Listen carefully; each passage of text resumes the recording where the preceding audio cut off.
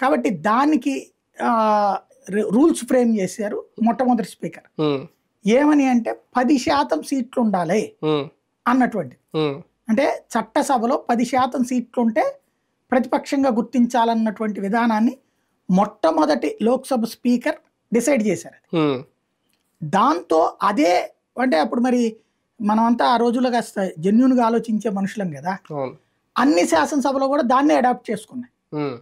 దాని ప్రకారం దేశవ్యాప్తంగా కూడా ఆ యాంగిల్లో నడుస్తోంది 10% ఉన్నటువంటి వాళ్ళు అనేది. అయితే డిస్క్రిషనరీ పవర్ స్పీకర్కి ఇవ్వబడింది అందులో. అంటే ఎవరిని గుర్తించాలి అన్నటువంటిది స్పీకర్ నిర్ణయం, విచక్షణాధికారం అని చెప్పారు. ఫర్ ఎగ్జాంపుల్ ఇప్పుడు ఒకే చోట ఇప్పుడు పార్లమెంట్లో నా అధికార పక్షానికి ఇప్పుడు 298 వచ్చినాయి. ఇప్పుడు 10% సీట్లు అయితే గనక 3-4 వచ్చి ఉంటాయిగా. అంటే రాలేదనుకోండి, ఇప్పుడు గతంలో ఒకవేళ అట్లా వస్తే ఇప్పుడు ఫర్ ఎగ్జాంపుల్ ఆంధ్రప్రదేశ్లోనే ఉంది 22 సీట్లు 21 సీట్లు జనసేనకు వచ్చి ప్రతిపక్ష హోదా దానికి ఇవ్వచ్చు కావాలంటే, కూటమిలో లేకపోతే ప్రధాన